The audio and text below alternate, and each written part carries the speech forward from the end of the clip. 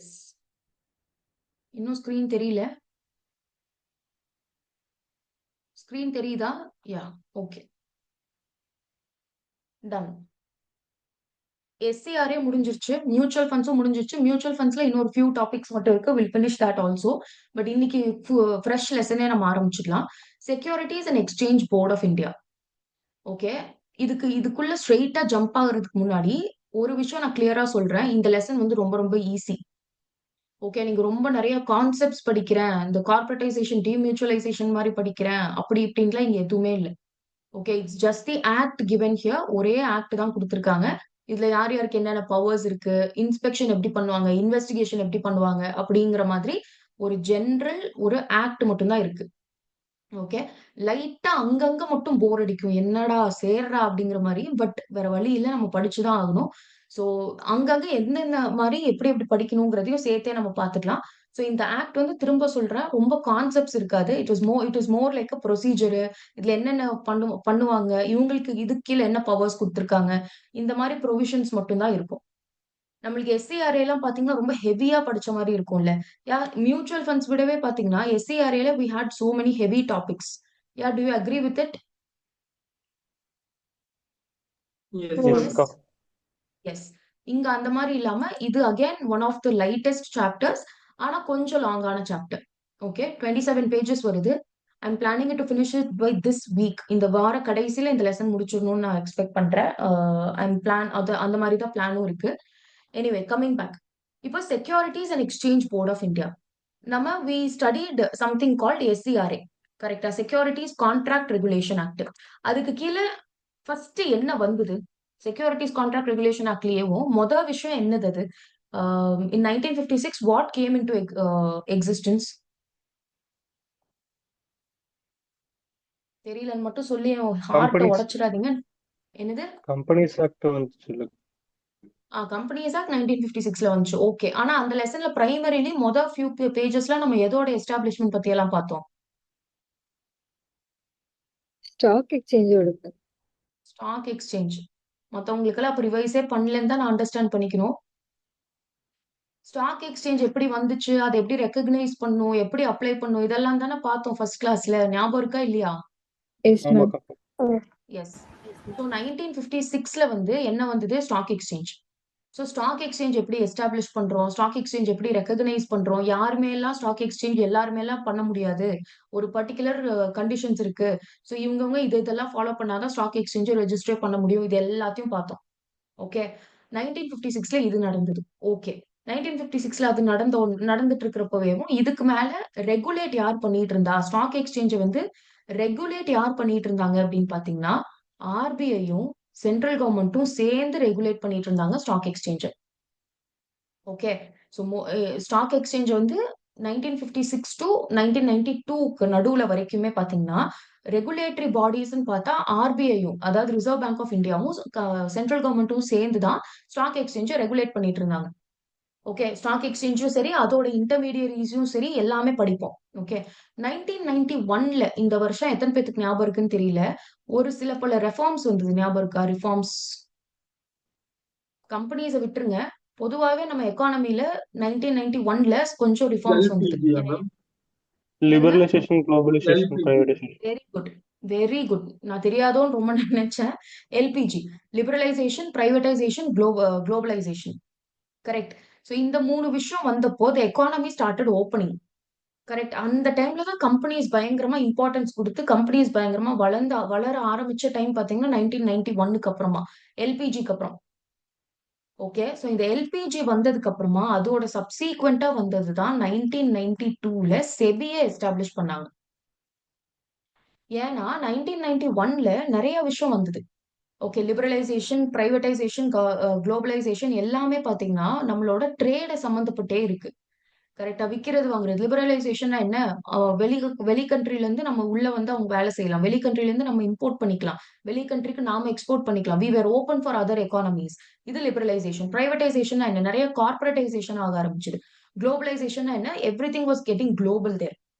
Okay. So LPG நடந்ததே பாத்தீங்கன்னா எந்த பெர்ஸ்பெக்டிவ்ல பார்த்தாலுமே it was about companies. Businesses to be short. Okay. நெறைய கம்பெனிஸ் வர ஆரம்பிச்ச டைம்ல தான், சரி இது சரிப்பட்டு வராது. வெறும் ஆர்ஓசிய வச்சுட்டு நம்ம கதைய நடத்த முடியாது. வெறும் ஆர்பிஐ வச்சுட்டு நம்ம வந்து எல்லாத்தையும் பண்ண முடியாது. அண்ட் ஸ்டாக் எக்ஸ்சேஞ்ச்லாம் கூட வர ஆரம்பிக்குது அப்படிங்கிறதுனால, 1992ல securities and exchange board of India அப்படின்னு ஒரு எஸ்டாப்ளிஷ்மென்ட்ட கொண்டு வந்தாங்க. இதுவும் பார்த்தீங்கன்னா, ஒரு கம்பெனி தான். SEBI is also a company. Okay. அதுல போய் நான் ஷேர் வாங்குறேன்னா வாங்க முடியாது. பாடி கார்ப்பரேட்ன்னு சொல்லுவோம். ஓகே. அதுலலாம் ஷேர்ஸ் வாங்க முடியாது. ஸோ செபிங்கிறதே பார்த்தீங்கன்னா, it is a body corporate. இத எதுக்கு எஸ்டாப்ளிஷ் பண்ணாங்கன்னு பார்த்தீங்கன்னா, ப்ராப்பரா இருக்கிற ஸ்டாக் எக்ஸ்சேஞ்ச, அதோட இன்டர்மீடியரீஸ, லிஸ்டட் கம்பெனிஸ டூ பி வெரி பிரிசைஸ் இவங்க எல்லாத்தையும் ரெகுலேட் பண்ணணும். ஏன்னா, மக்களோட காசு இங்க வந்து என் கண்ணு முன்னாடி என்ன நம்பி ட்ரேட் ஆகுது அப்படிங்கிறப்போ, government had to take some steps and establish SEBI. Okay. Introduction part புரியுதா? இந்த history part. Clear ma'am. Thanks, ma'am. Yes. Very good. Yes. Correct. So 1991க்கு அப்புறமா வந்து அந்த ரிஃபார்ம்ஸ்னால மட்டுமே வந்தது தான் செபி. ஓகேங்களா? அது இல்லனாலும் வந்திருக்கும். ஓகேங்களா? ஏன்னா நம்ம லிஸ்டிங் எல்லாம் ரொம்ப ஜாஸ்தி ஆயிட்டு இருந்த டைமு. ஸ்டாக் எக்ஸ்சேஞ்ச் மக்கள் கொஞ்சம் கொஞ்சமா நம்பி ட்ரேட் பண்ண ஆரம்பிச்ச டைம்ங்கிறதுனால, இப்ப இல்ல இந்த எல்பிஜி வரல, அந்த எக்கனாமிக் ரிஃபார்ம்ஸ் வரல அப்டின்னாலுமே at some point or the other SEBI வந்திருக்கும். ஓகே. பட் எந்த பாயிண்ட்ல செபி வந்தது அப்டின்னா, அந்த ரிஃபார்ம்ஸ்க்கு அப்புறம் தான் வந்தது. ஓகே. சோ டக்குனு இதுக்கெல்லாம் நான் சார்ட் போடல. ரொம்ப அன்இம்பார்ட்டன்ட் ஏரியாஸ்க்கு நான் சார்ட் போடல. ரொம்ப ஞாபகம் வைக்க வேண்டிய ஏரியாஸ்க்கு நம்ம சார்ட்ல தான் படிப்போம். ஓகே. ஃபர்ஸ்ட் செபி வந்து it was established on 12th of April 1992. இந்த கொஞ்சம் டேட்ஸ் மட்டும் நீங்க ஞாபகம் வச்சுக்கோங்க. 12th ஆஃப் ஏப்ரல் 1992ல தான் இட் வாஸ் எஸ்டாப்ளிஷ்ட். ஓகே. எஸ்டாப்ளிஷ்ட்னு 12th ஆஃப் ஏப்ரல் 1992. இனி கொஞ்ச நாள்ல வரப்போகுது ஞாபகம் வச்சுக்கோங்க. Okay. In accordance with SEBI act 1992. 1992ல செபிய செட்டப் பண்ணணும் அப்படின்னா ஒரு ஆக்ட் வந்துச்சு. Securities and exchange board of India act 1992. அந்த ஆக்ட்க்கு பிரகாரம் 1992 ஏப்ரல்ல அவங்க செபின்னு ஒண்ணு எஸ்டாப்ளிஷ் பண்ணாங்க. ஓகே. ரைட். இது எதோட ரிசல்ட்டா வந்ததுன்னு பாத்தீங்கன்னா, post the reforms of 1991. Okay. 1991 ரிஃபார்ம்ஸ்க்கு அப்புறமா வந்தது தான் செபிங்கிற ஒரு டிராஸ்டிக் ஸ்டெப் எடுத்தது நம்ம கவர்ன்மெண்ட். இது வந்து ரொம்ப அன்இம்பார்ட்டன்ட். ஓகேங்களா? சும்மா ரீட் பண்ணுங்க. இன்ட்ரோடக்ஷன் ஏரியா ரீட் மட்டும் பண்ணா போதும்.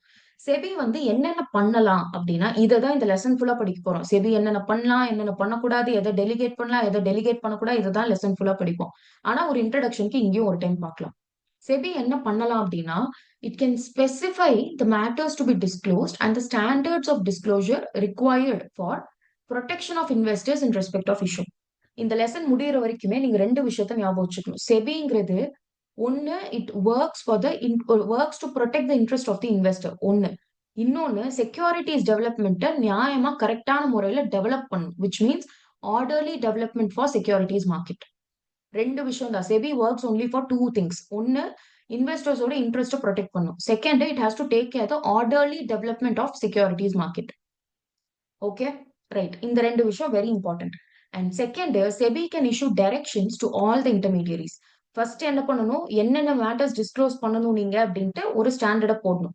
இன்னொன்னு it can issue directions to all the intermediaries. இன்டர்மீடியரீஸ்னா ஸ்டாக் புரோக்கர்ஸ், மர்ச்சன்ட் பேங்கர்ஸ், நம்ம registrar and transfer agent, custodians இவங்க எல்லாம் படிச்சோம் பாத்தீங்களா? இப்ப வரைக்கும் படிச்ச லெசன்ஸ்ல அத தான் நம்ம இன்டர்மீடியரீஸ்னு சொல்லுவோம். ஓகே. இன்டர்மீடியரீஸ இந்த ஆக்ட்ல செக்ஷன் 12ல டிஃபைன் பண்ணியிருக்காங்க. செபி ஆக்ட்ல செக்ஷன் 12 ஆஃப் செபி ஆக்ட்ல வந்து they are talking about intermediaries. சும்மா நோட் மட்டும் பண்ணி வச்சுக்கோங்க. ஓகே. சோ ஃபர்ஸ்ட் என்ன பண்ணுவாங்க, specify the matters to be disclosed. Second to issue directions to all the intermediaries. Third to conduct enquiries, audits and inspection. Okay. And adjudicate the offence. See, enquiry formula, inquiry formula. Inquiry. ஐயா ஈயா? ஐ ma'am. ஐ E, தான் ma'am. Formal. கரெக்ட்டா? இ வந்து பாத்தீங்கன்னா எல்லா என்குயரியும் நம்ம என்குயரின்னு தான் சொல்லுவோம். ஐங்கிறது தான் ப்ராப்பரா ஒரு எப்படி சொல்றது? ஒரு எஸ்டாப்ளிஷ்மென்ட் கண்டக்ட் பண்றது, ஒரு அத்தாரிட்டி கண்டக்ட் பண்றது அதான நம்ம இன்குயரின்னு சொல்லுவோம். ஆனா நான் சொல்லியிருந்தேன் உங்ககிட்ட நம்ம புக்லயே நெறைய இடத்துல மாத்தி மாத்தி குடுத்துருக்காங்கன்ட்டு. இது ஆக்சுவலி இன்குயரி தான். ஓகே. இன்குயரி தான் இது, நாட் என்குயரி. ஓகே. சோ என்னென்ன கண்டக்ட் பண்ணலாம் அப்படின்னு பாத்தீங்கன்னா, என்குயரிஸ் கண்டக்ட் பண்ணலாம், ஆடிட் கண்டக்ட் பண்ணலாம், இன்ஸ்பெக்ஷன் கண்டக்ட் பண்ணலாம், அண்ட் ஆஃபென்சஸ அட்ஜுடிகேட் பண்ணலாம். அதாவது அந்த ஆஃபென்சஸ்க்கு பஞ்சாயத்து பண்ணி குடுக்கலாம். ஏதாவது தப்பு நடந்துருச்சா அதுக்கு பனிஷ்மென்ட் குடுக்கலாம். அதுதான் அட்ஜுடிகேஷன். ஓகே. இந்த 3 விஷயம் வந்து செபி பண்ணலாம். அடுத்து அப்படியே இங்க வந்துட்டீங்கன்னா செபிங்கிறது it has been given with autonomy, necessary autonomy. அட்டானமினா உங்க காலேஜ் எல்லாம் நிறைய காலேஜ் அட்டானமஸ் காலேஜ்னு தானே இருக்கும். எஸ், ஆமாக்கா. அட்டானமஸ். என்னாச்சு எல்லாருக்கும்? சிவராத்திரிக்கு யாரும் தூங்கலையா நைட்டு?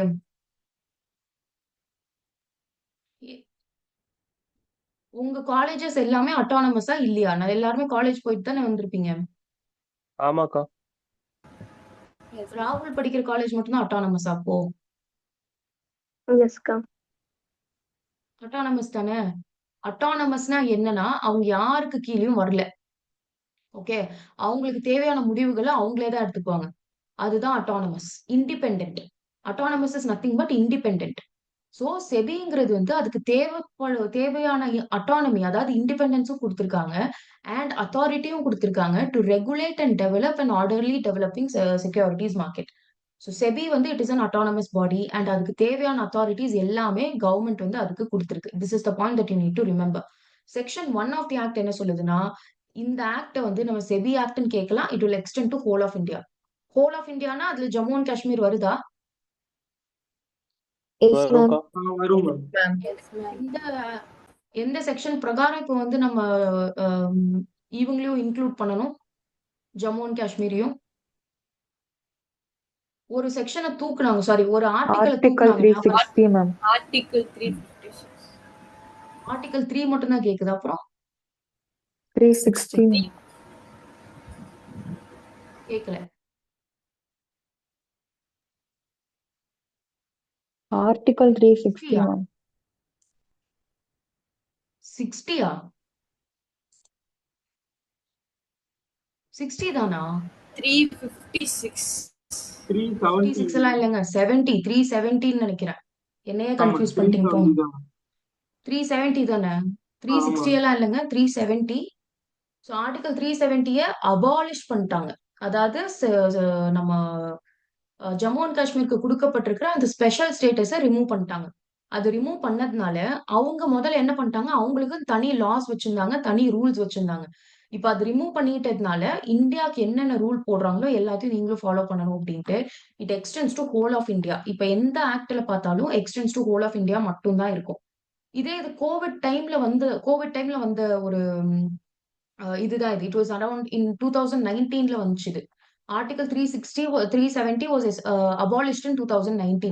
அந்த 2090 டு 2022 வரைக்குமே பாத்தீங்கன்னா 23 வரைக்கும் நினைக்கிறேன், அது வரைக்குமே நம்ம புக்ஸ்ல whole of India except Jammu and காஷ்மீர்னே தான் வந்துட்டு இருந்தது.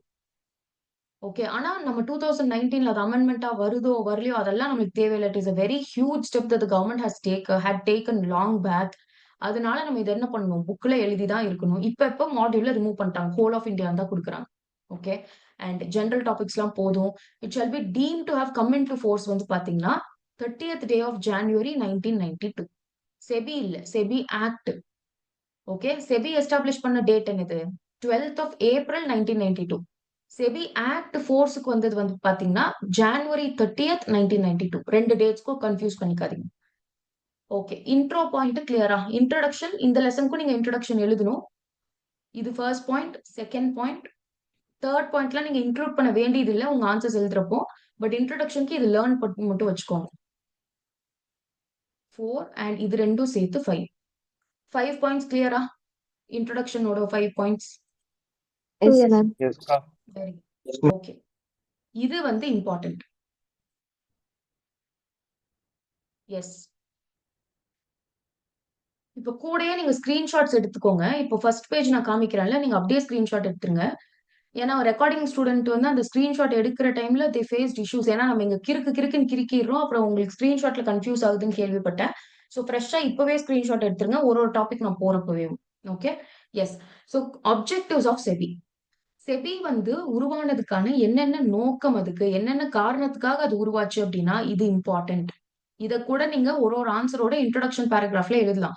இது சம்பந்தப்பட்டு கேள்வி வர மாதிரி இருந்ததுன்னா நீங்க மெயின் ஆன்சர் எழுதுறதுக்கு முன்னாடியேவும் செபினா என்ன, எப்ப வந்தது, அதோட அப்ஜெக்டிவ்ஸ் என்னன்னு நீங்க எழுதிடலாம். ஓகே, 3 விஷயம்.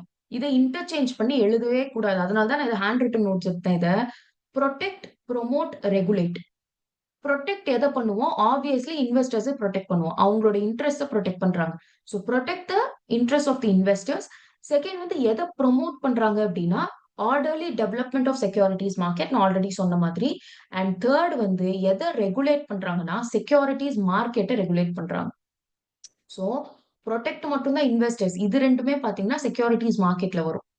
protect, promote, regulate. Okay, protect the interest of the investors, promote the development of securities market, and regulate the securities market. Okay, objectives clear? Clear, ma'am. Yes, very good. அடுத்து, this was about the objectives. இதை இப்படியே தான் எழுதணும். protect, promote, regulate-னே எழுதுங்க. நீங்க இதுல போய் interchange பண்ணி ரிஸ்க் எடுக்காதீங்க. நெக்ஸ்ட் இப்போ ஆக்சுவல் செபி ஆக்டுக்குள்ள போறோம். இதுக்கப்புறம் தான் ரொம்ப ரொம்ப important. Okay, so SEBI act கீழே வந்து செபியை எப்படி எஸ்டாப்ளிஷ் பண்ணணும், எப்படி அதை இன்கார்பரேட் பண்ணாங்க.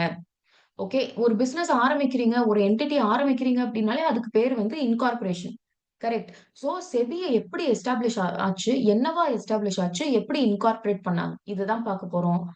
ஃபர்ஸ்ட் ஆஃப் ஆல் பாத்தீங்கன்னா செபியோட எஸ்டாப்ளிஷ்மெண்ட் பத்தி பார்க்கணும் ஃபர்ஸ்ட். ஓகே, செபியை எஸ்டாப்ளிஷ் பண்ணது பாத்தீங்கன்னா கம்பெனிக்கு என்னென்ன படிச்சோமோ எல்லாமே இங்க வரும். ஓகே, ஆனா லிமிடெட் லைபிலிட்டி அதெல்லாம் போடாதீங்க. Limited liability is purely on business perspective. இது வந்து அவங்க பிசினஸ் பண்ணல, அவங்க எந்த விதமான தொழிலும் பண்ணல. They are doing a regulatory job. ஆனா they have been established as body corporate. Okay, body கார்பரேட்னா இட்ஸ் நத்திங் பட் கம்பெனி. கரெக்டா? கம்பெனியா ஃபார்ம் பண்ணுவாங்க. SEBI is a company. அதுக்காக பின்னாடி வந்து நான் பிரைவேட் லிமிடெட் போட வேண்டியது இல்லை, ஏன்னா it is a statutory body. Okay, ICSI private லிமிடெட்னு யாரும் போடுறது இல்லை, ஒரு லிமிடெட்னு போடுறது இல்லை இல்லையா? சோ செபி வந்து it is a body corporate. It is registered as body கார்பரேட்டே தவிர பாடி கார்பரேட் மாதிரி எல்லாம் செயல்படாது. அதோட வேலை ரெகுலேட் பண்றது. ஓகே, அடுத்து SEBI was established as perpetual succession with common seal. நம்ம கம்பெனி லா பேசிக்ஸ்ல எல்லாருமே பாத்துட்டீங்க தானே? Yes, ma'am. பார்த்திருக்கேன். யா, இத வந்து ஒன்னொன்னு நாங்க எக்ஸ்பிளைன் பண்ண வேண்டியது இல்லல, புரியுது தானே? வாட் இஸ் பெர்பெச்சுவல் புரியுது succession? Ma'am. Yeah, what is perpetual succession? ஓனர்ஸ்க்கு என்ன ஆனாலுமே கம்பெனி வந்து கீப் ஆன் கண்டினியூ ஆயிட்டே இருக்கும். எஸ், இதுக்கு ஒரு டேக்லைன் என்னன்னா, members may come and members may go but the company goes on for ever. ஓகேங்களா? கம்பெனி லானால தான் பிறக்குது. கம்பெனி இறக்கணும், ஷட் டவுன் பண்ணணும் அப்படின்னாலுமே அது லா மூலியமா தான் பண்ண முடியும். சோ அதுதான் பெர்பெச்சுவல் சக்செஷன். இப்போ சோல் ப்ராப்ரேட்டர்ஷிப்ல அந்த அண்ணாச்சி மளிகை கடைக்காரர் இறந்துட்டாருன்னா அந்த கடை அவ்வளவுதான். யாராவது வந்து டேக் ஓவர் பண்ணாதான் உண்டு. ஆனா ரிலையன்ஸ் இண்டஸ்ட்ரியில அந்த முக்கியமான பீப்புள் யார் இறந்துட்டாலும் the company will go on. இதுக்கு very fine example Tata, Ratan Tata sir இப்ப இறந்துட்டாரு, but the Tata is still functioning. இது வந்து perpetual succession. Okay, and common seal. இப்போ வந்து கம்பெனிஸ்க்கு காமன் சீல் அப்ளை ஆகாது, பட் ஸ்டில் இங்க எழுதிக்கோங்க நீங்க. Okay, next power. அந்த செபிக்கு என்னென்ன பவர்ஸ் கொடுத்திருக்காங்க அப்படின்னா, to acquire and hold and dispose of the movable or immovable property in its own name. இதுவும் தான் கம்பெனி கீழே படிச்சோம். கரெக்டா? It's own name. யா, அடுத்து எந்த கான்ட்ராக்ட்ல வேணாலும் செபியோட பேர்லயே என்டர் ஆகலாம். அண்ட் செபியோட பேர்லயே யாரை வேணாலும் சூ பண்ணலாம். அண்ட் செபியோட பேர்லயே யாரு வேணாலும் சூவும் பண்ணலாம். ஓகே, நிறைய கேஸ்ல பாத்தீங்கன்னா பிளெயின்டிஃப் இருப்பாங்க வர்சஸ் செபின்னு இருக்கும். ஓகே, சோ ஆர் செபி பிளெயின்டிஃபா இருப்பாங்க வர்சஸ் சம் அதர் பர்சனா இருக்கும். சோ செபி பேர்லயே செபிய வந்து யார் வேணாலும் சூ பண்ணலாம். அண்ட் செபி பேர்ல செபி யாரை வேணாலும் சூ பண்ணிக்கலாம். ஓகே, சோ இந்த எல்லாத்தையுமே நீங்க அப்படியே எழுதணும். கம்பெனிஸ்க்கும் இதுக்கும் போட்டு மிக்ஸ் பண்ணிடாதீங்க. Transfer of shares, limited liability எல்லாம் அதுல வரும். இங்க அது எதுவுமே வரக்கூடாது. இந்த 5 விஷயம் மட்டும்தான் வரணும். Body corporate, perpetual succession, power to acquire, hold and dispose the property in its own name, கான்ட்ராக்ட்ல என்டர் ஆக முடியும், சூ அண்ட் பி சூட். இந்த 5 பாயிண்ட் மட்டும் தான் எழுதணும். கம்பெனியோட ஃபீச்சர்ஸ்ல இந்த 5 பாயிண்ட் மட்டும் தான் எழுதணும். ஓகே, நெக்ஸ்ட் ஹெட் ஆஃபீஸ் எங்க இருக்குன்னா மும்பைல இருக்கு. இது எல்லாருமே நம்ம இதுல பாத்துருப்போம்ல, நியூஸ்ல அட்லீஸ்ட் ஒரு நாளைக்கு ஒரு தடவையாவது காமிச்சிருவாங்கல்ல அந்த ஷேர் மார்க்கெட் பத்தி அவங்க காமிக்கிறப்போ. பாத்திருக்கீங்க தானே செபி பில்டிங்? யா, சோ அந்த ஹெட் ஆபீஸ் வந்து எங்க இருக்குன்னா மும்பைல இருக்கு. செபி வந்து ஆனா அதோட ஆபீசஸ மத்த பிளேசஸ் இன் இந்தியா வந்து எஸ்டாப்ளிஷ் பண்ணிக்கலாம். அந்த பவரும் இந்த ஆக்ட் கீழ கொடுத்துட்டாங்க. ஓகே, சோ ஃபர்ஸ்ட் எஸ்டாப்ளிஷ் பண்றதுல பாத்தீங்கன்னா 3 பார்ட் இருக்கு. ஃபர்ஸ்ட் வந்து கம்பெனியா எஸ்டாப்ளிஷ் பண்றாங்க, அதோட ஃபீச்சர்ஸ்ல 5 பாயிண்ட் எழுதணும். செகண்ட் வந்து ஹெட் ஆபீஸ் எங்க இருக்கு? மும்பைல இருக்கு. அதே ஆபீஸ் சம்பந்தப்பட்டமா செபி வந்து அதர் பிளேசஸ் ஆஃப் இந்தியாலயும் அவங்க என்ன பண்ணிக்கலாம், எஸ்டாப்ளிஷ் பண்ணிக்கலாம் அவங்களோட ஆபீசஸ். ஆனா ஹெட் ஆஃபீஸ் வந்து it will be in Mumbai தான். ஓகே, இது வரைக்கும் கிளியரா செபி எப்படி எஸ்டாப்ளிஷ் ஆகுது அப்படிங்கிறதுல? Clear ma'am. Yes, very ma'am. Good. Yes ma'am. Okay, yeah, take a screenshot of this.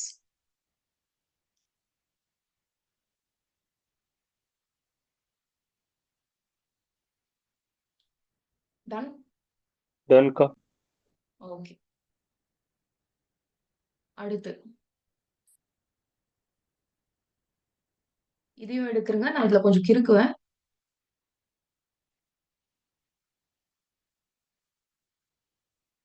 Ton. So management of SEBI is quite important நமக்கு. Okay, இதுதான் வந்து ஞாபகம் வைக்கிறதுக்கும் கண்டென்ட் இங்க தான் இருக்கு. மேல எல்லாம் சும்மா ரீட் பண்ணாலே உங்களுக்கு மைண்ட்ல நின்றோம். ஓகே, இங்க கொஞ்சம் ஞாபகம் வைக்க வேண்டிய இடம் வந்து இங்க இருக்கு. ஸோ அதனால தயவு செஞ்சு கவனிச்சு கேளுங்க. Composition of SEBI. காம்போசிஷனும் சரி, கான்ஸ்டிடியூஷனும் சரி, ஒரு என்டிட்டியை செட்டப் பண்றப்போ அதுக்குள்ள எத்தனை மெம்பர்ஸ் இருக்கணும், அவங்க என்ன மாதிரி இருக்கணும், அவங்க என்ன எக்ஸ்பீரியன்ஸ் இருக்கணும், அவங்களுக்கு என்ன ஏஜ் குரூப்ல இருக்கணும், இதெல்லாம் படிக்கிறது தான் நம்ம காம்போசிஷன் ஆஃப் செபின்னு சொல்லுவோம்.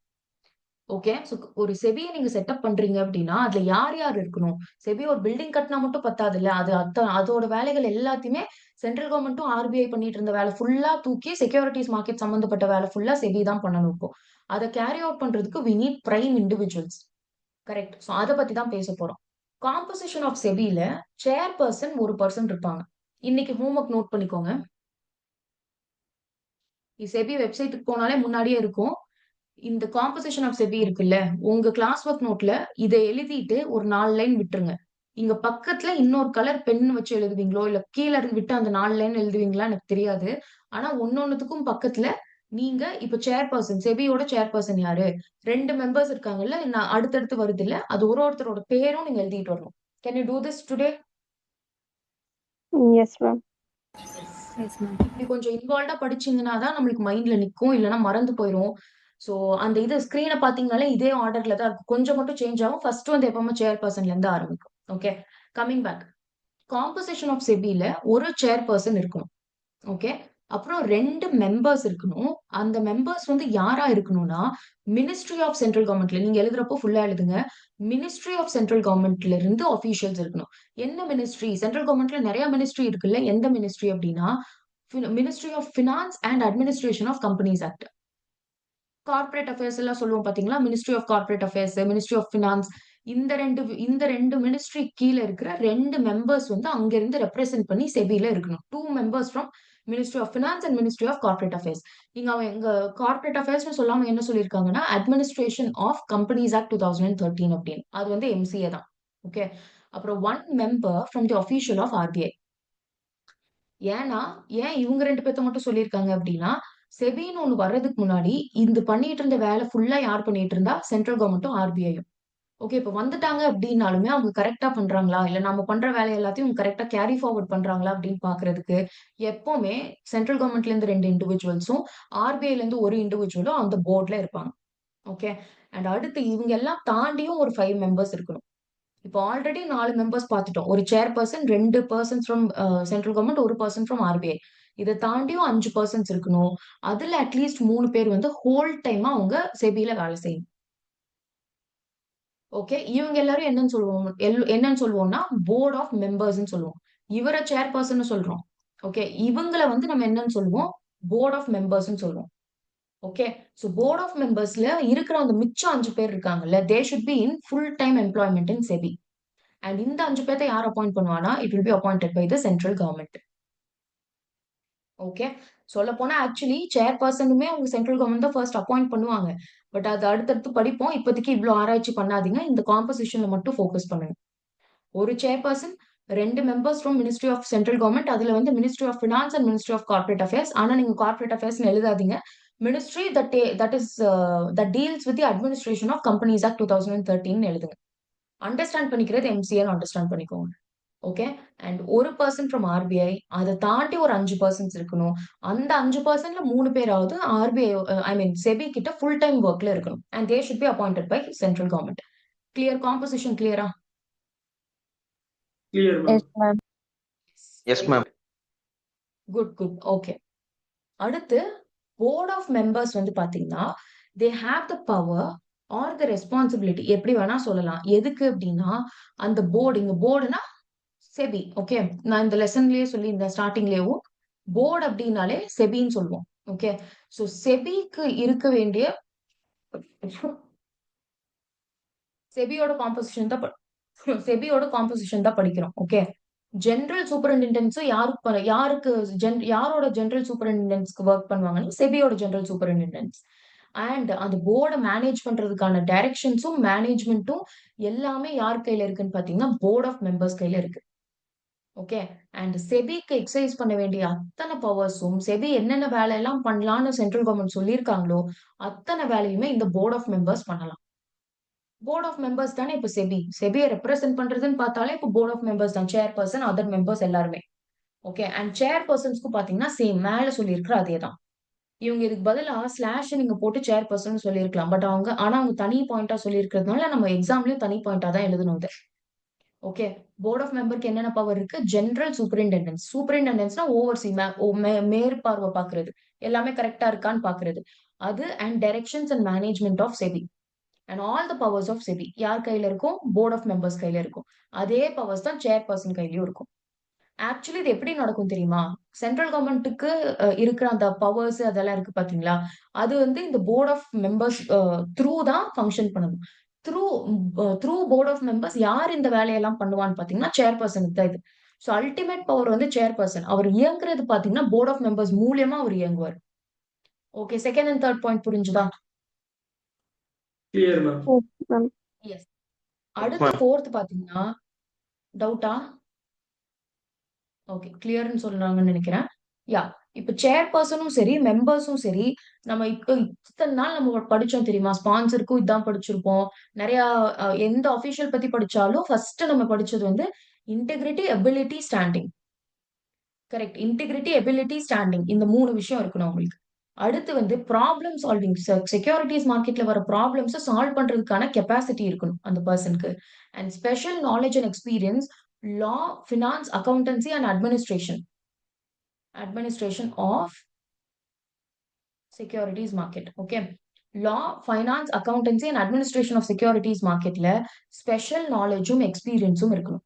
இது எல்லாமே ஆர் கிடையாது, and provision, which means a person should be a person of ability, integrity, standing, and he should have the capacity of problem solving, and he should have the special knowledge and experience in fields of law, finance, accountancy, administration. இது நாளையும் இப்படியே தான் எழுதணும். நான் தோன்றதெல்லாம் அங்க எழுதுறேன்னு நம்ம எழுத முடியாது. ஏன்னா நம்ம இந்த ஒரு கம்பெனில அப்பாயிண்ட் பண்றது பத்தி நம்ம பேசல, செபியோட அப்பாயின்ட்மெண்ட் பத்தி பேசிட்டு இருக்கோம். செபியில வேலை செய்யறவங்களை பத்தி பேசிட்டு இருக்கிறதுனால செக்யூரிட்டிஸ் லா பேப்பர்ல போயிட்டு நான் இங்க எனக்கு தெரிஞ்சதை நான் எழுதக்கூடாது. ஸ்பெஷல் நாலேஜ் அண்ட் எக்ஸ்பீரியன்ஸ் எந்த ஃபீல்ட்ல இருக்கணும்? லா, ஃபைனான்ஸ், அக்கௌண்டன்சி, அட்மினிஸ்ட்ரேஷன். ஓகே, இப்படி வேணா ஞாபகம் வச்சுக்கோங்க. LAAF. ஓகே, லாஃப் ஞாபகம் வச்சுக்கோங்க. நம்ம சிரிக்கிறது laugh, LAAF, law, accountancy, administration and finance. Okay, இந்த மாதிரி ஞாபகம் வச்சுக்கோங்க. இந்த 4 பாயிண்ட்ஸ் கிளியரா எல்லாருக்குமே? Clear ma'am. Yes, ma'am. Okay, yes ma'am. இப்போ இதை மட்டும் ஸ்கிரீன்ஷாட் எடுத்துக்கோங்க. Screenshot number 4.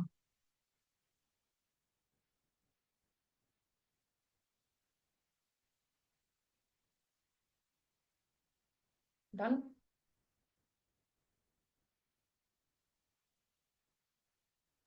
Okay, yes ma'am, done ma'am. ஓகேங்க. இங்க before we get into the next thing, எனக்கு ஒரு சில வார்த்தை உங்களுக்கு வந்து ஃபெமிலியரைஸ் பண்ணணும். ஓகே, ஸோ அந்த ஃபெமிலியரைஸ் பண்ணிட்டேன் அப்படின்னா அடுத்து டக்கு டக்குன்னு போயிடலாம். அதுல இது பேசிக்ஸ்ல கூட எழுதுங்க, இங்கேயும் எழுதுங்க, ஒன்றும் பெருசா இல்லை. ஃபர்ஸ்ட் வந்து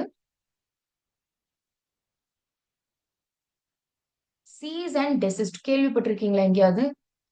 சீஸ் அண்ட் டெசிஸ்ட் அப்படின்னு? நோ, கேள்விப்பட்டிருக்கேன்.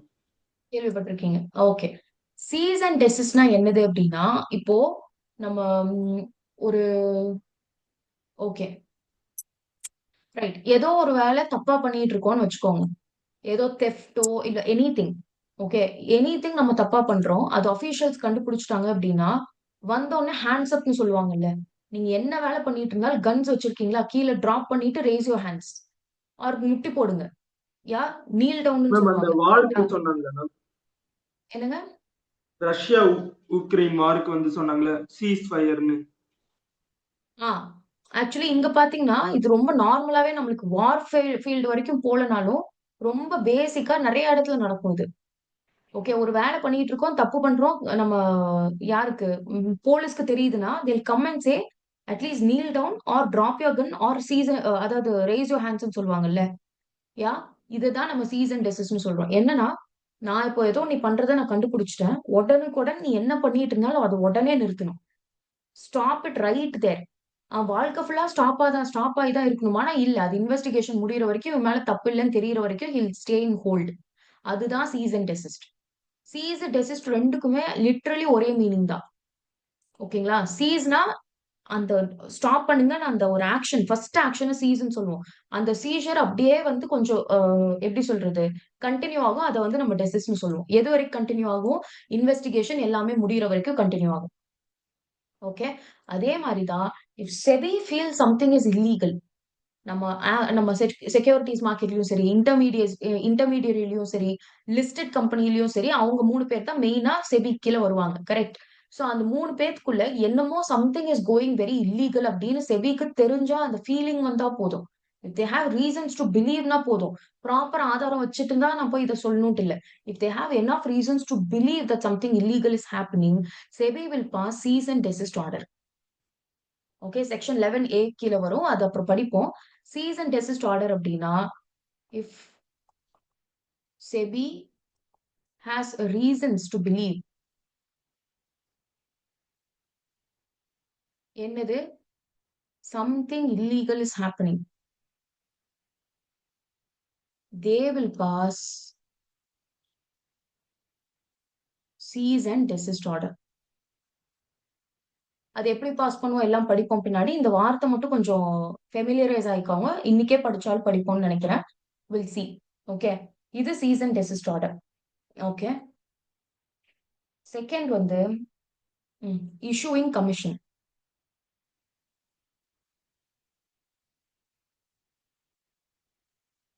Okay, before getting in to it, summons எத்தனை பேர் கேள்விப்பட்டிருக்கீங்க? ஃபர்ஸ்ட் குரூப் படிச்சவங்க விட்டுருங்க. யா ஜேஏஜிஎல் படிச்சவங்க சொல்லாதீங்க, மத்தவங்க சொல்லுங்க. சமன் கேள்விப்பட்டிருக்கீங்களா? சரண்டர் சமன்ஸ் இஷ்யூ பண்ணலாமா? என்னங்க? என்னது அதர்ஸ் கேட்கல. இல்ல மேம், அது ஒப்படைக்க சொல்லுவாங்களே அதுவா? ஒப்படைக்கிறதுன்னு சொல்லலாம். அதுவும் கரெக்ட் தான். எண்ட் ஆஃப் த டே அது ஒப்படைக்கணும். சமன்னா என்னது? யாராவது கொஞ்சம் கிளியரா சொல்லுங்க பார்க்கலாம்.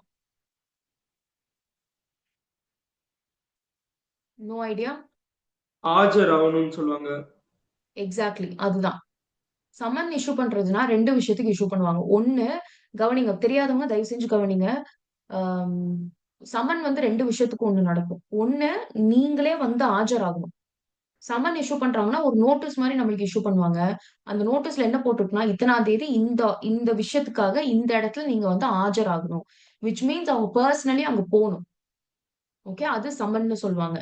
இன்னொன்னு, சம்மன் வேற எதுக்கு இஷ்யூ பண்ணலாம் அப்படின்னா, ஒரு லிஸ்ட் ஆஃப் டாக்குமெண்ட்ஸ் குடுத்துட்டு, இந்த காரணத்தினால இந்த டேட்டுக்குள்ள இந்த டாக்குமெண்ட்ஸ நீங்க கோர்ட்டுக்கு ஒப்படைக்கணும் அப்படின்னு சொன்னாலும் அதுவும் சம்மன் தான். சம்மனுங்கிறது நாட் நெசசரிலி ஆல்வேஸ் நம்மள வந்து ஆஜராக சொல்றது தான் வந்து சம்மன்னு கிடையாது. மோஸ்ட்லி அதுக்கு தான் இருக்கும். பட் டாக்குமெண்ட்ஸ் கொண்டு வந்து சப்மிட் பண்ணுங்கன்னு சொல்றதுக்கும் பாத்தீங்கன்னா சம்மன் இஷ்யூ பண்ணுவாங்க.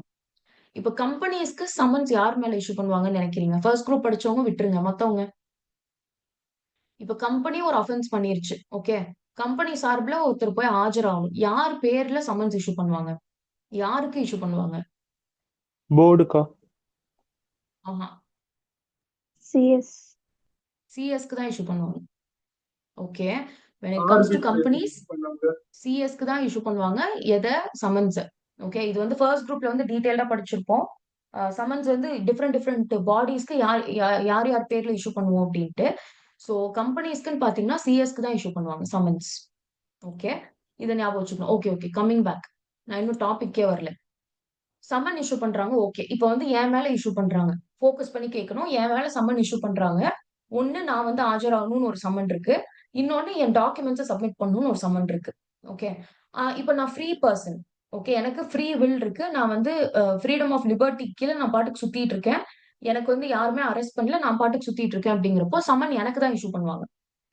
கரெக்ட்டா? ஐ அம் அன் அடல்ட். சோ எனக்கு தான் இஷ்யூ பண்ணுவாங்க. இதே இது அப்படி இஷ்யூ பண்ணிட்டாங்கன்னா நான் தான் போணும். கரெக்ட்டா? ஆ கரெக்ட்டான டைமுக்கு நம்ம போய் தான் ஆகணும். ஒருவேளை நம்ம போல அப்படின்னா, நம்ம நம்ம வந்து அவங்க கூப்பிட்டு நம்ம போல அப்படின்னா, அத வந்து அவங்க நம்ம மேல என்ன இம்போஸ் பண்ணலாம்? நம்ம இல்லாதப்போ நம்ம நம்ம அனுப்பியும் நம்ம வரல அப்படிங்கிறப்போ, நம்மளுக்கு எதிரா ஒரு ஆர்டர பாஸ் பண்ணலாம். இதுக்கு பனிஷ்மென்ட்ஸ் இருக்கு. சம்மன் இஷ்யூ பண்ணி நம்ம போல அப்படின்னா, கோர்ட்ட நம்ம டிஸ்ரெஸ்பெக்ட் பண்றோம்னு அர்த்தம். டிஸ்ரெஸ்பெக்ட் பண்ணோம் அப்படின்னா, அது இங்க லீகல் டெர்ம்ஸ்ல கன்டெம்ப்ட் ஆஃப் கோர்ட்ன்னு சொல்லுவோம். ஓகே. அவங்க சொன்னத நம்ம டிஸ்ரெஸ்பெக்ட் பண்றோம். ஆர் சொன்னத நம்ம ஒபே பண்ணல அப்படின்னா, that is called as contempt of court. Okay. இவ்ளோ சீரியஸான இஷ்யூ தான் சம்மன் இஷ்யூ பண்ணி போல நான். ஓகே. இப்ப நான் எல்லாம் வெளிய தான் இருக்கேன். எனக்கு சம்மன் இஷ்யூ பண்றாங்க. அது வரைக்கும் ஃபைன். ஓகே. இப்போ அ நான் வந்து அரெஸ்ட் ஆயிருக்கேன். ஓகே. நான் வந்து ஜெயில்ல இருக்கேன். ஓகே. எனக்கு வந்து சம்மன் இஷ்யூ பண்றாங்க. முடியாதுல்ல. என் பேருக்கு இஷ்யூ பண்ண முடியாதுல்ல. பிகாஸ் நான் வந்து ஒரு ஃப்ரீ பெர்சன் கிடையாது இப்போ. எனக்கு வந்து எந்த லெட்டர்ஸும் ஜெயிலுக்குள்ள லெட்டர்லாம் வர முடியாது. அவங்க லெட்டர் அனுப்புறதே அவங்க வந்து ஒரு பர்ட்டிகுலர் டைமுக்கு அனுப்புவாங்க. நம்ம போய் படிச்சுட்டு வந்துருவோம். அந்த மாரி தான் இருக்கும். சோ அப்படி இருக்கிறப்போ, சம்மன்ஸ் வந்து நம்ம இஷ்யூ பண்றோம் அப்படின்னா, யார் பேர்ல இஷ்யூ பண்ணுவோம் தெரியுமா? யாரோட கஸ்டடியில நான் இருக்கேனோ, அவங்களுக்கு இஷ்யூ பண்ணுவாங்க. இப்ப நான் ஜெயில்ல இருக்கேன்னா, ஜெயிலருக்கு இஷ்யூ பண்ணுவாங்க. சம்மன்ஸ். ஓகேங்களா? என்னன்னா, அவங்க தான் நம்மள என்ன கூட்டிட்டு போய் ஆஜர்படுத்துறதே பார்த்தீங்கன்னா, கையிலலாம் 2 கைய சேர்த்து கட்டி ஒரு க அம் என் கைய இப்படி கட்டிருவாங்க. அப்புறம் ஒரு ரோப் மாரி வச்சு கூட்டு போவாங்க. இது எத்தன படத்துல பார்த்திருப்பீங்கன்னு எனக்கு தெரியல. அப்படியா? பிரேக் ஆகுதா? Give me 1 second. Okay. So when the person is under arrest or legal custody அப்படின்னா, அந்த பெர்சன் வந்து இப்ப ஆஜராகணும் ஒரு கேஸ்ல அப்படிங்கிறப்போ, சம்மன்ஸ் வந்து அந்த யாரோட கஸ்டடி கீழ அந்த பெர்சன் இருக்காங்களோ, அவங்களுக்கு சம்மன் இஷ்யூ பண்ணுவாங்க. ஆர் இது பெர்சனுக்கு. இல்ல என்னோட டாக்குமெண்ட்ஸ ஜப்தி பண்ணி வச்சிருக்காங்கன்னு வச்சுக்கோங்க. ஓகே. நான் ஏதோ தப்பு பண்ணியிருக்கேன். என்னோட டாக்குமெண்ட்ஸ கோர்ட் வந்து ஜப்தி பண்ணி வச்சிருக்கு அப்டின்னா, அந்த டாக்குமெண்ட்ஸ் வேணுங்கிறதும் கோர்ட்க்கு சம்மன்ஸ் இஷ்யூ பண்ணுவாங்க. எந்த கோர்ட் இது ஆர்டர் பாஸ் பண்ணுச்சோ, யார் கஸ்டடில இப்ப அந்த டாக்குமெண்ட்ஸ் இருக்கோ, அவங்களுக்கு சம்மன்ஸ் இஷ்யூ பண்ணுவாங்க. இந்த பர்ட்டிகுலர் டாக்குமெண்ட்ட நீங்க சப்மிட் பண்ணணும் அப்டின்ட்டு. அந்த மாரி ஒரு ஃப்ரீ வில்லோட பெர்சன் ஒரு ஃப்ரீயா, இண்டிபெண்டன்ட்டா, ஃப்ரீடமோட சுதந்திரமா சுத்திட்டு இருக்கிற பெர்சனுக்கு சம்மன் இஷ்யூ பண்ணுவோம். யாரு வந்து ஒரு அரெஸ்ட்டுக்கு கீழ, ஒரு டிடென்ஷனுக்கு கீழ இருக்காங்களோ, அவங்களுக்கு இஷ்யூ பண்றது அப்படின்னு பார்த்தீங்கன்னா, அதாவது அவங்களோட யாரோட கஸ்டடில இருக்காங்களோ அவங்களுக்கு இஷ்யூ பண்ணுவாங்க. அதுக்கு பேர் தான் இஷ்யூவிங் கமிஷன்னு சொல்லுவாங்க. It is nothing but issuing summons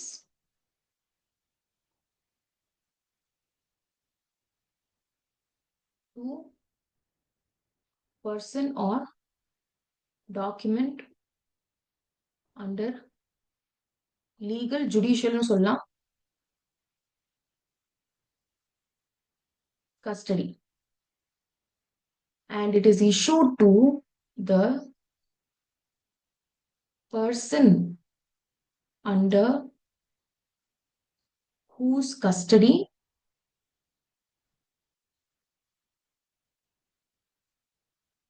person or document is. Clear either issuing commission? Clear ma'am. Yes. Next is section 12. Section 12 டீடைல்டா இங்க பார்க்கல நம்ம. செக்ஷன் 12 வந்து எதை பத்தி பேசுதுன்னா இன்டர்மீடியரிஸ் பத்தி பேசுது. ஓகே. அவ்வளவுதான். இதுக்கு மேல you will understand.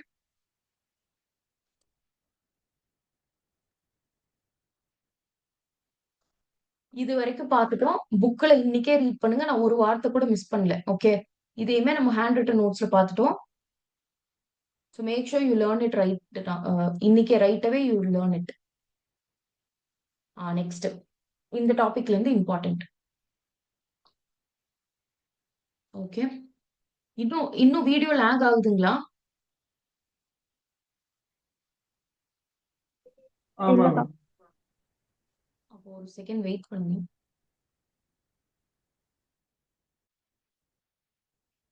S, coming back. Powers of SEBI. Okay. So powers of செபியை தான் இந்த லெசன் ஃபுல்லா படிக்க போறோம். இது தனி டாபிக்ல தனி ஹெட்டிங் கீழே எல்லாத்தையுமே நம்ம படிப்போம். Okay. But still you need to know என்னென்ன பவர்ஸ் அப்படின்னு. ஃபர்ஸ்ட் செக்ஷன் 11 வந்து ஃபங்க்ஷன்ஸ் ஆஃப் செபி பத்தி பேசுது. ஃபர்ஸ்ட் ஃபங்க்ஷன்ஸ் ஆஃப் செபி பத்தி பேசுது. செகண்ட் வந்து regulate or prohibit the issue of prospectus, offer document, advertisement soliciting money for issue of securities.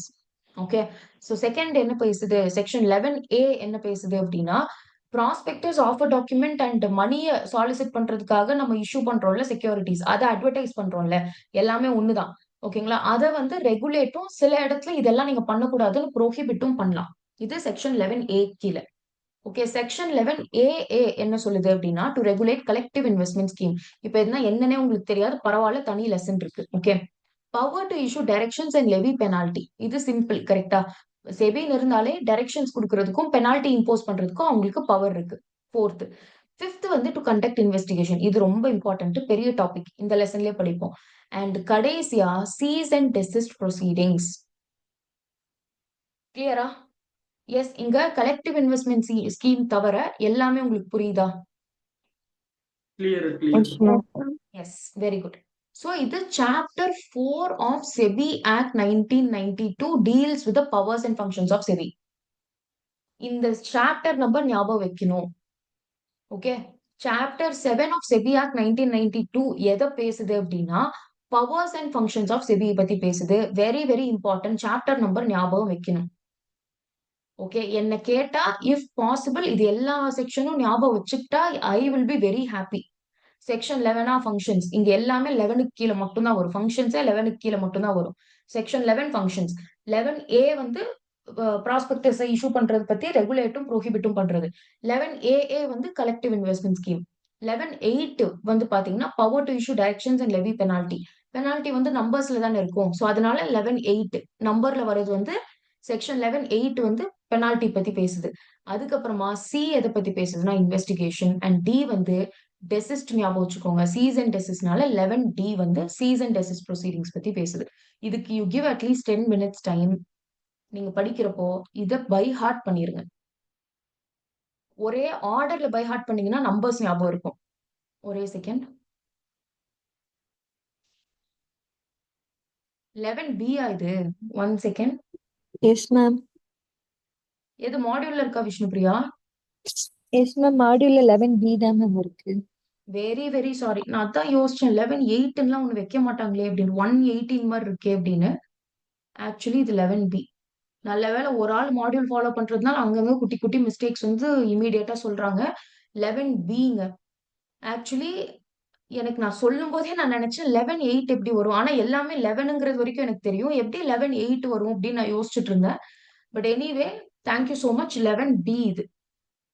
Okay, power to issue directions and levy penalty வந்து 11B பேசுறாங்க. 11C வந்து they're talking about investigation and 11D வந்து they talk about cease and desist proceedings.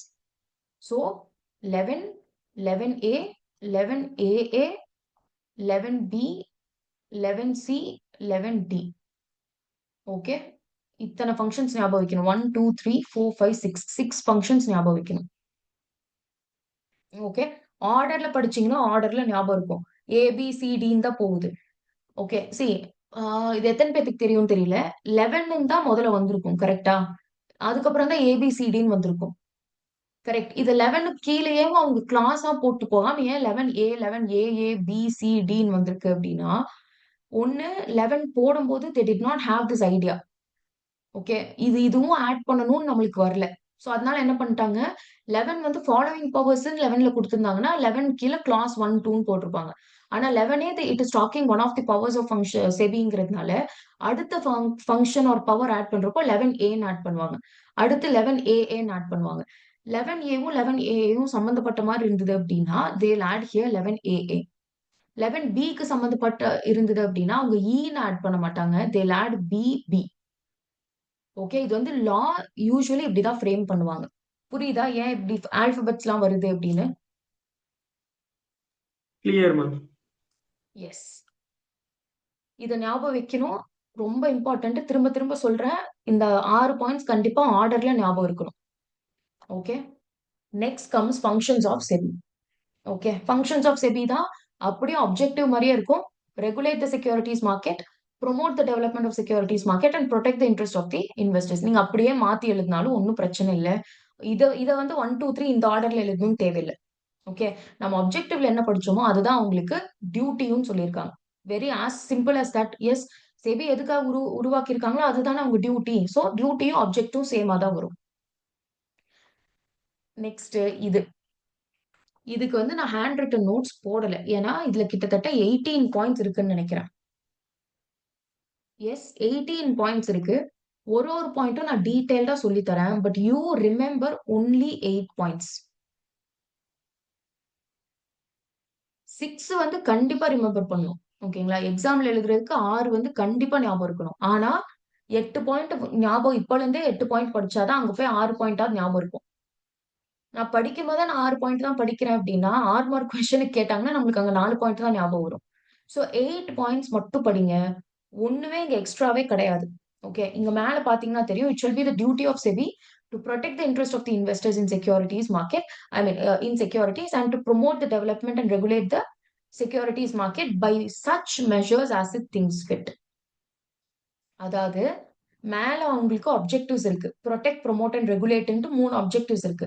அவங்களோட டியூட்டியும் அதுதான். அந்த duty எப்படி carry out பண்ணுவாங்கன்னா, இந்த 3 விஷயத்த நிறைவேற்றுறதுக்காக they will impose some measures.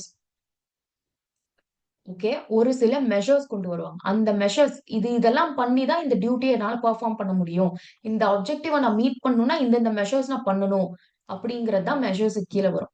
மெஷர்ஸ்ல என்ன பேசுறாங்கன்னு புரியுதா உங்களுக்கு? புரியுது மேம். இந்த ஸ்டெப்ஸ் எடுத்தேன் அப்படின்னா அந்த டியூட்டி வந்து நான் நிறைவேற்றிடுவேன். அதுதான் வந்து மெஷர்ஸ். ரைட்? ஓகே. இதுல வந்து என்ன கேட்டா இந்த குட்டி குட்டியா இருக்கு பாத்தீங்களா? அந்த குட்டி குட்டியா இருக்கிற ஒரு 8 பாயிண்ட் ஞாபகம் வச்சுக்கிட்டீங்கன்னா போதும். ஓகே. பட் என்னோட duty I teach you every point. எந்த பாயிண்ட்டுமே உங்களுக்கு புரியாம போக வேண்டாம். எல்லா பாயிண்ட்டுமே நான் சொல்லி தரேன். பட் நான் என்னென்ன படிக்கணும்னு என்னோட ஒப்பீனியன்ல அது மார்க் சம் பாயிண்ட்ஸ். நீங்க அது படிச்சீங்கன்னா கூட போதும். Okay. First, regulate the business in stock exchanges and other securities market. Simple. Yeah, இந்த செபியோட அப்ஜெக்டிவ் நிறைவேற்றுறதுக்கு செபி என்ன பண்ணணும்? ஸ்டாக் எக்ஸ்சேஞ்சும் அதர் செக்யூரிட்டிஸ் மார்க்கெட்ல பிசினஸ் பண்றாங்க இல்லையா, அந்த பிசினஸை ரெகுலேட் பண்ணணும். Simple, first point. செகண்ட் வந்து registering and regulating the working of intermediaries. நான் ஒன்னொன்னாலாம் படிச்சுட்டு போறது இல்ல. இன்டர்மீடியரிஸ். ஓகே.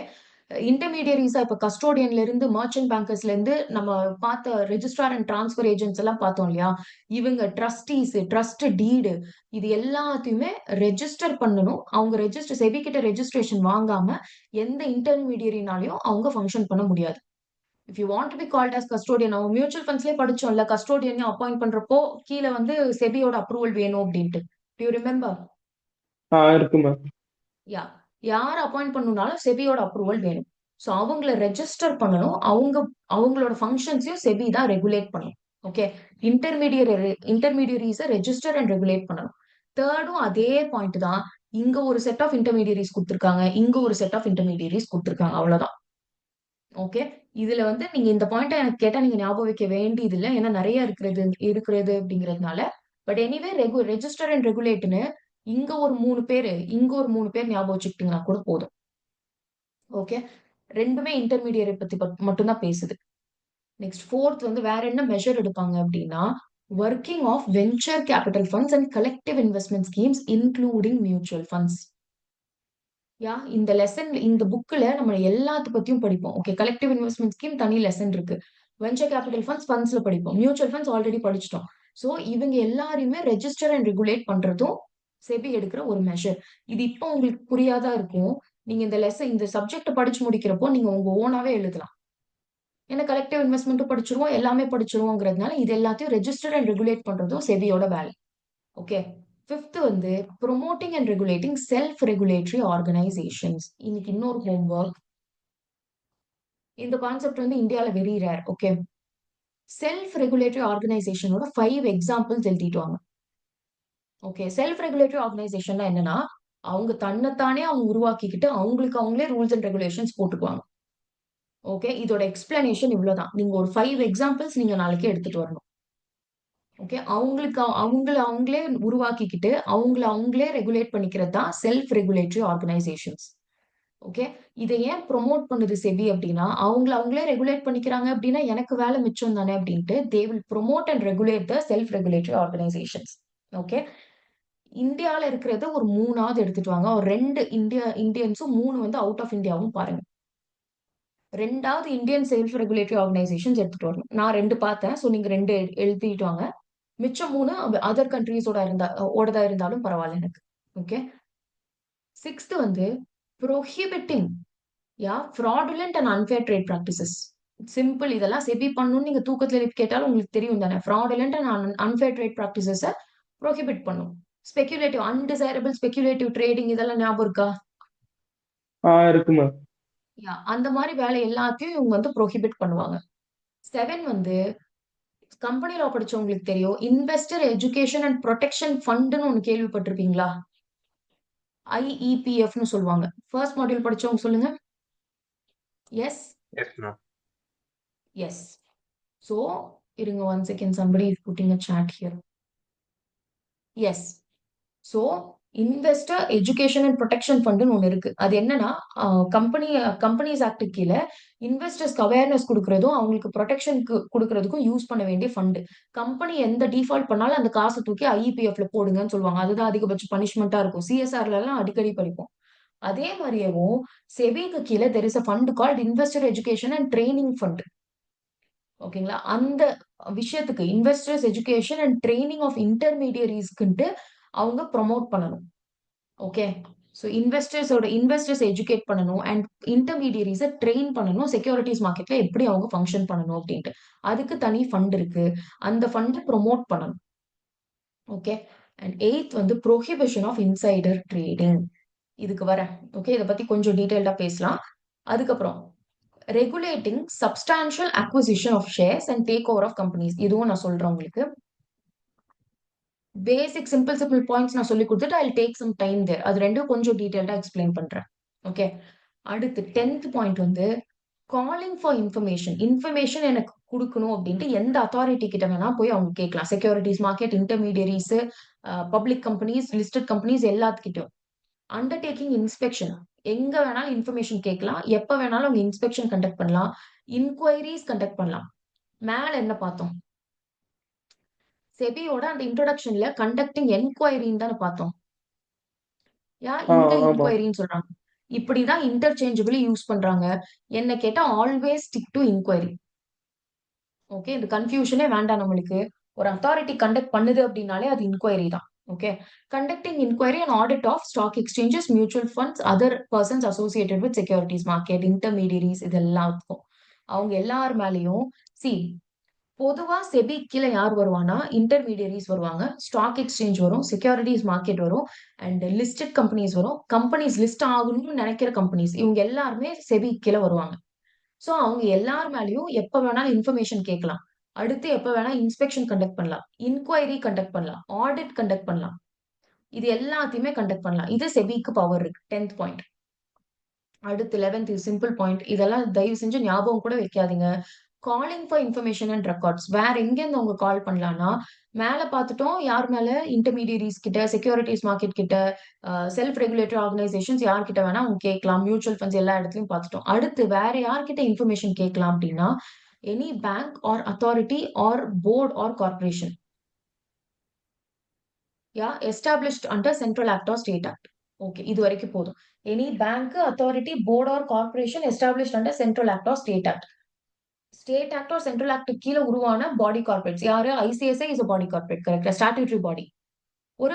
ஒரு ஸ்பெஷல் ஆக்ட் ஆஃப் பார்லிமெண்ட் மூலியமா வந்தது. சோ ICSI கிட்டயும் வந்து செபி கேட்கலாம். இந்த மாதிரி இந்த பர்டிகுலர் இன்ஃபர்மேஷன் எனக்கு சென்ட் பண்ணுங்க அப்படின்ட்டு. ஓகே. அது இங்க சொல்றாங்க. அடுத்து ஏஜென்சிஸ், அடுத்து அத்தாரிட்டிஸ். ஓகே. எந்த ஏஜென்சிஸ் மேலயும் ஏஜென்சிஸ்ங்கிறது they will function on behalf of something. அதுதான் agency. Okay. Don't get into a lot of things here. நம்ம இன்டர்மீடியரிஸ் படிக்கிறப்ப டீடைல்டா படிப்போம். And other authorities. Okay. So இந்த பாயிண்ட் வந்து சும்மா ரீட் மட்டும் பண்ணுங்க. வேற எதுவும் இங்க நீங்க ஞாபகம் வைக்க வேண்டாம். ஓகே. இது வந்து 11th பாயிண்ட். 12th பாயிண்ட் வந்து கொஞ்சம் இம்பார்ட்டன்ட். நம்ம ஆல்ரெடி பார்த்தோம்ல securities contract regulation act. Securities contract regulation act கீழ செபிக்குன்னு கொடுக்கப்பட்டிருக்கிற பவர்ஸை வந்து அவங்க ஃபங்க்ஷன் பண்ணலாம். and as may be delegated to it by the central government. Central government வந்து செக்யூரிட்டிஸ் கான்ட்ராக்ட் ரெகுலேஷன் ஆக்ட் கீழே டெலிகேட் பண்ணலாம்னு ஒரு கான்செப்ட் படிச்சிருந்தோம், ஞாபகம் இருக்கா? To you remember? அவங்களோட பவர்ஸ் டெலிகேட் பண்ணலாம் அப்படின்னு. பார்த்து ஞாபகம் இருக்குங்க. S S. ஸோ அதே மாதிரி சென்ட்ரல் கவர்மெண்ட் வந்து செக்யூரிட்டிஸ் கான்ட்ராக்ட் ரெகுலேஷன் ஆக்ட் கீழே செபிக்குன்னு டெலிகேட் பண்ணி கொடுக்குற ஃபங்க்ஷன்ஸ் அண்ட் பவர்ஸை வந்து செபி கேரி அவுட் பண்ணணும். அது ஒன் ஆஃப் த மெஷர்ஸ். அடுத்து லெவி ஃபீஸ். இது வந்து அடுத்த point 13 point. Levy fees. Fees வந்து லெவி பண்ணலாம். இப்போ ஸ்டாக் எக்ஸ்சேஞ்சுக்கு எல்லா இடத்துலயும் prescribed fees as may be prescribed இதெல்லாம் பார்த்தோம்ல, அது எல்லாத்தையும் செபி முடிவு பண்ணும். ஓகே, அது 13 பாயிண்ட். அண்ட் 14 பாயிண்ட் வந்து இது எல்லாத்தையும் கண்டக்ட் பண்றது எப்படி பண்ணலாம், இன்னும் எவ்வளவு இனோவேட்டிவா பண்ணலான்ட்டு ரீசர்ச் கண்டக்ட் பண்ணலாம். Okay, they can conduct research for the above purposes. 14th. 15th வந்து calling from or furnishing to any agencies. Okay, அது அகைன் அங்க படிச்ச பாயிண்ட் தான், ஒன்றும் பிரச்சனை இல்லை. அண்ட் 16th பாயிண்ட் வந்து performing such other functions as may be prescribed. Okay, இது கட்டாயமா ஒரு பாயிண்ட். ஓகேங்களா, இது வந்து நம்ம படிக்க போற 9th பாயிண்ட். இதையும் ஒரு பாயிண்டாலாம் எடுத்து எழுதாதீங்க. ஓகே, எல்லா 8 பாயிண்ட் எழுதிட்டு கடைசி பாயிண்ட் வந்து such other functions as may be பிரிஸ்கிரைப்டுன்னு எழுதலாம். ஓகே, இதுல எது எது ஞாபகம் வைக்கலாம் அப்படின்னா,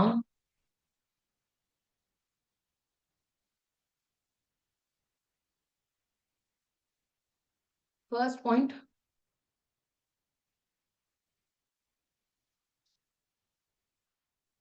second point SRO, third point, fourth, fifth, sixth. Fifth and six நான் சொல்றேன் உங்களுக்கு. இது ஆப்வியஸ்லி 7th ஞாபகம் இருக்கும் உங்களுக்கு. 7th point.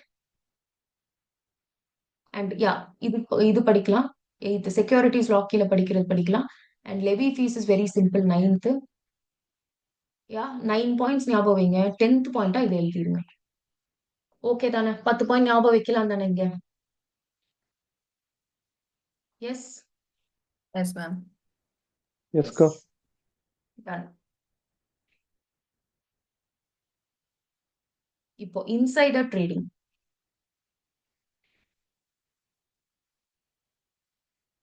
Okay, give me 1 second.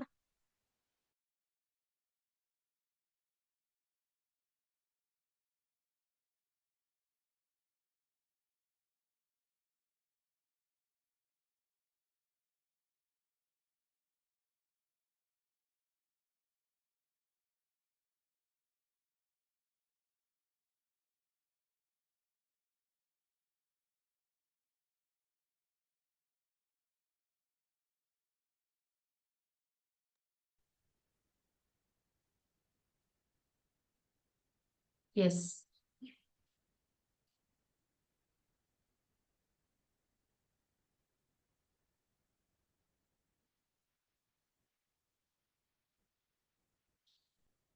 Yeah, sorry. Okay, என்ன பார்க்கணும்? Insider trading. டன். இப்போ இன்சைடர் ட்ரேடிங் பத்தி யாருக்காவது ஏதாவது ஐடியா இருக்கா? கொஞ்சம் ஓகே, இதுவாதான் இருக்கும் அப்படின்ட்டு. Any idea?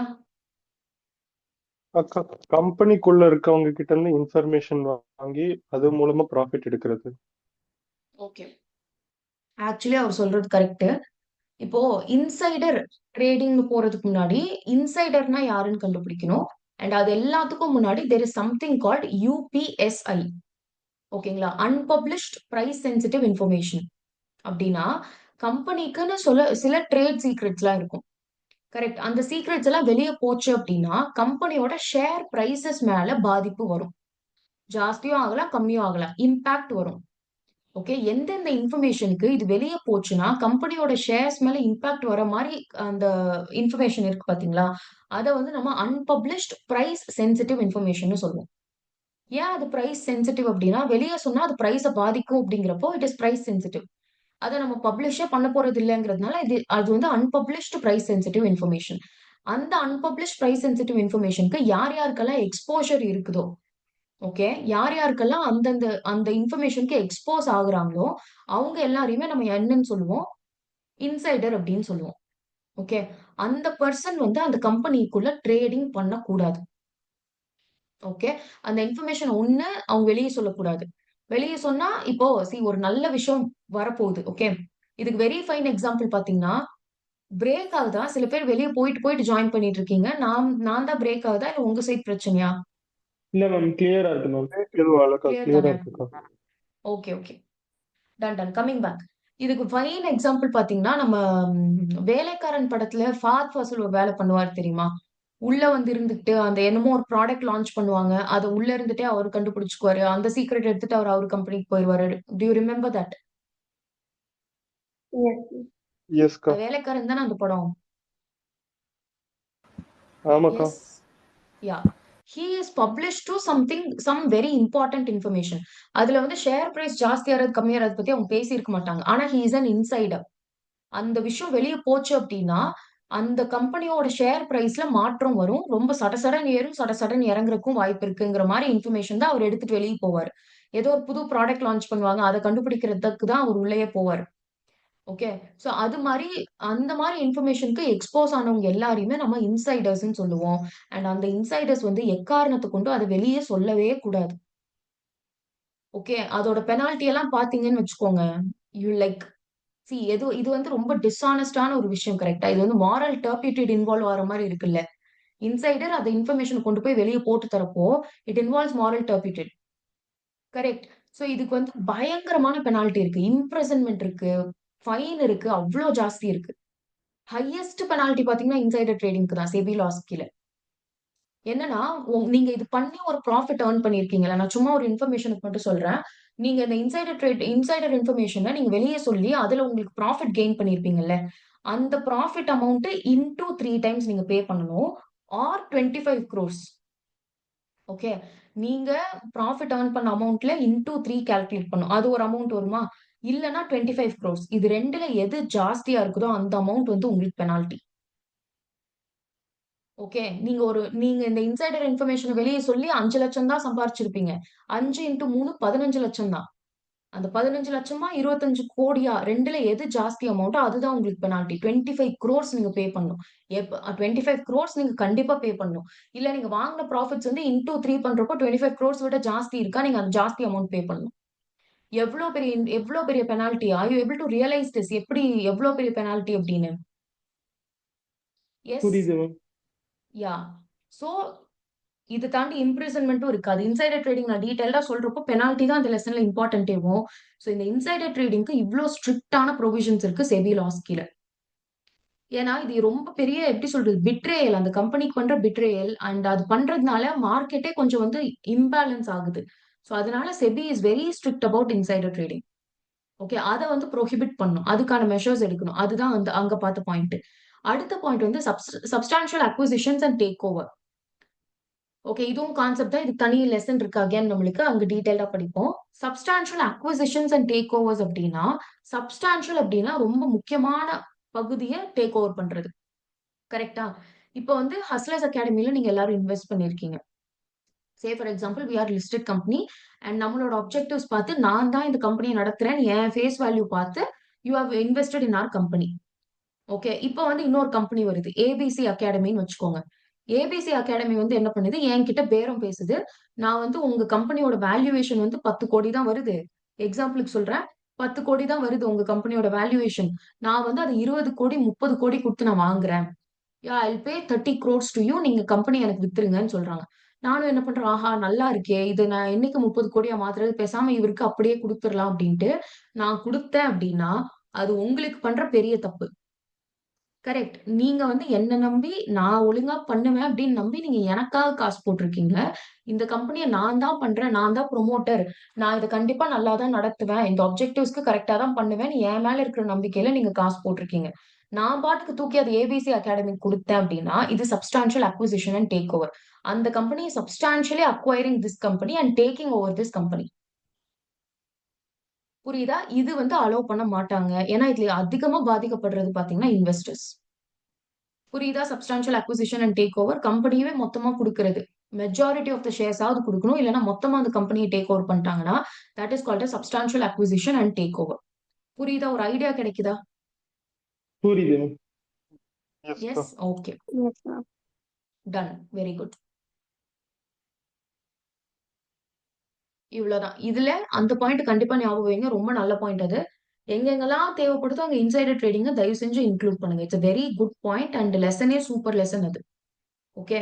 சோ 10 பாயிண்ட்ஸ் நீங்க ஞாபகம் வைக்கலாம். ஈஸியா 10 பாயிண்ட்ஸ் ஞாபகம் வைக்கலாம். அதுல 8 உங்களுக்கு நல்லா நின்னுச்சுன்னா கூட எனக்கு போதும். Okay, done. அடுத்த power. Powers with respect to inspection of books and documents. Okay, books and டாக்குமெண்ட்ஸை இன்ஸ்பெக்ட் பண்றதுக்கான பவர் இருக்குன்னு சொல்லியிருந்தோம்ல, அதை பத்தி கொஞ்சம் டீட்டெயிலா கொடுத்துருக்காங்க.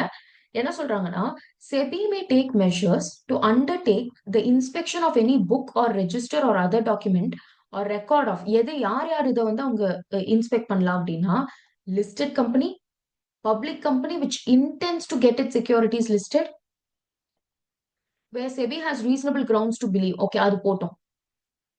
இது வரைக்கும் ஃபர்ஸ்ட் செபி எதை எதை இன்ஸ்பெக்ட் பண்ணலாம் அப்படின்னா, any book, register, other document, record. Okay, எதை எதை பார்க்கலாம் அப்படின்னா, book, register, record, other document. இது அப்படியே எழுதணும். யாரோட இதை பார்க்கலாம்? Listed company or public company intends to get listed.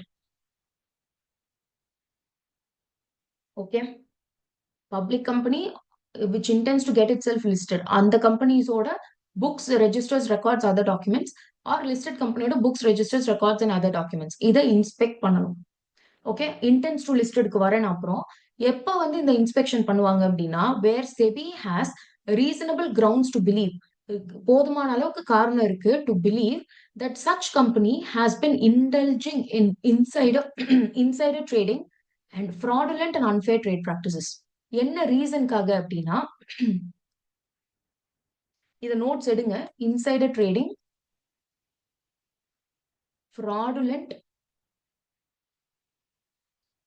Unfair trade practices. இந்த காரணங்கள் இருக்கு அப்படின்னு அவங்களுக்கு ரீசனபிள் கிரவுண்ட்ஸ் இருக்கு பிலீவ் பண்றதுக்கு அப்படின்னாலே போதும். They can inspect the books, records, registers and other documents of listed company or public company which intends to get itself listed. புரியுதா இந்த பாயிண்ட்? Yes, ma'am. Yes. இப்போ what do you understand by company which intends to get itself listed? listed company ஒண்ணு, இன்னொன்னு list ஆகணும்னு அவங்க வந்து intention இருக்கு, அந்த கம்பெனிஸ் சொல்றாங்க. what do you understand by this?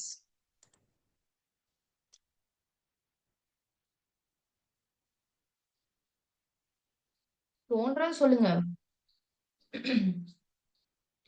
ராகுல் சொல்றாரு அப்ளிகேஷன் டு கெட் லிஸ்டட் அப்படின்னு. Very good point.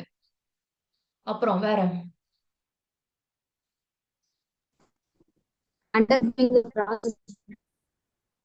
என்னங்க?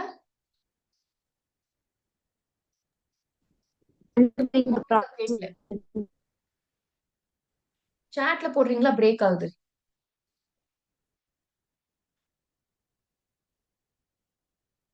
வேற யாருக்காவது ஏதாவது யோசிங்க பார்க்கலாம், அவங்க சாட் போடுற வரைக்கும். டாப்கேஷ் சொல்றாங்க waiting for approval. Very good. வேற மௌனிகா சொல்ற பாயிண்ட் கரெக்ட் மாதிரி எனக்கு கேட்டுச்சு. நீங்க மௌனிகா சாட்ல போடுங்க.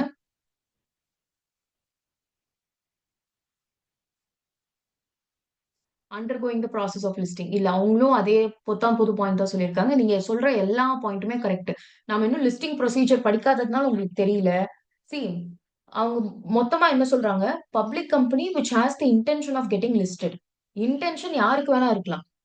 இப்ப நான் பப்ளிக் கம்பெனி, நான் லிஸ்டே ஆகல, எனக்கும் தான் இன்டென்ஷன் இருக்கு அப்படின்னா நான் வந்து இந்த கேட்டகரி கீழே வரமாட்டேன். ஓகேங்களா? இன்டென்ஸ் அப்படின்னா அவங்க அடுத்து வர ஐபிஓல அவங்க வந்து ஷேர்ஸ் இஷ்யூ பண்ண போறாங்க, ஐபிஓ பண்ண போறாங்க. நீங்க எல்லாரும் சொன்ன மாதிரி லிஸ்டிங்க்கு அவங்க அப்ளிகேஷன் போட்டிருக்காங்க. கரெக்ட். டாப் கேஸ் சொல்ற மாதிரி வெயிட்டிங் ஃபார் அப்ரூவல், அதுவும் correct. Third, undergoing the process of listing Mounika சொல்றாங்க, அதுவும் கரெக்ட்.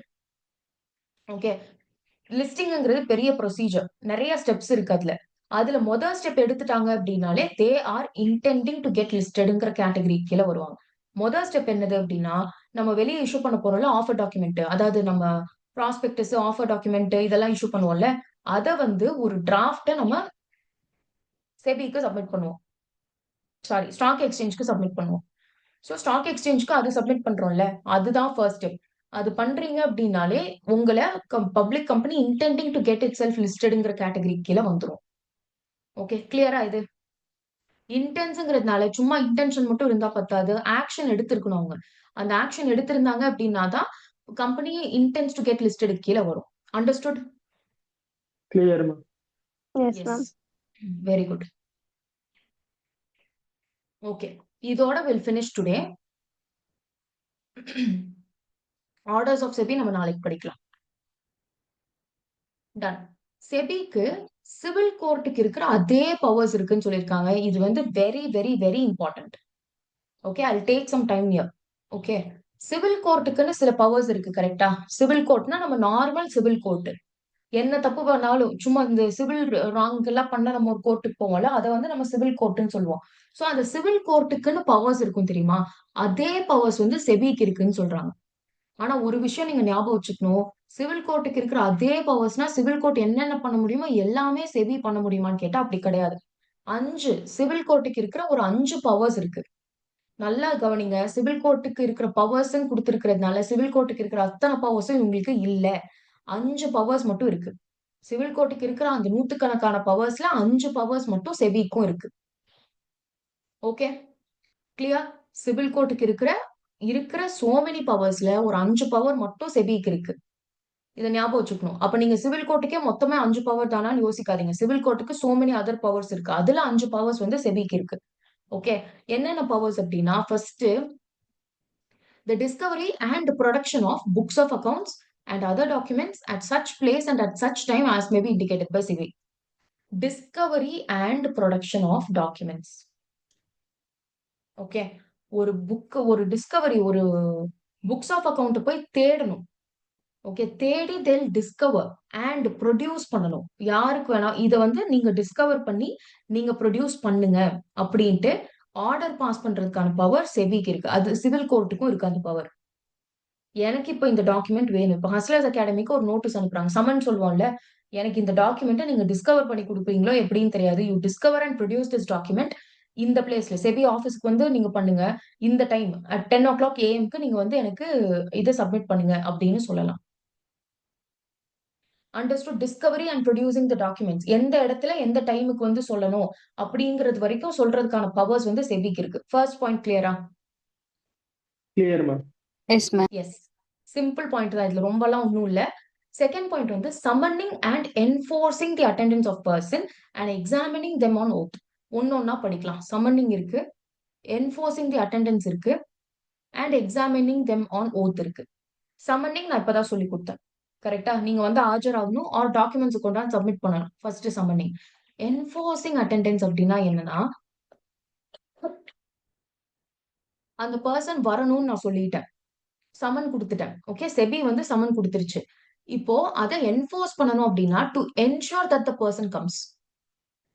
என்ஃபோர்சிங் அட்டெண்டன்ஸ் அப்படின்னா சம்மன் பண்ணது அட்டெண்டன்ஸ்க்கு, என்ஃபோர்சிங் அட்டெண்டன்ஸ்னா வந்தே ஆகணும்னு என்ஷூர் பண்ணணும். அப்படி அவன் வரலையா பனிஷ்மெண்ட்ஸ் கொடுங்க, பெனால்டி கொடுங்க, கண்டெம்ட் ஆஃப் கோர்ட்டுக்கான பெனால்ட்டி கொடுங்க.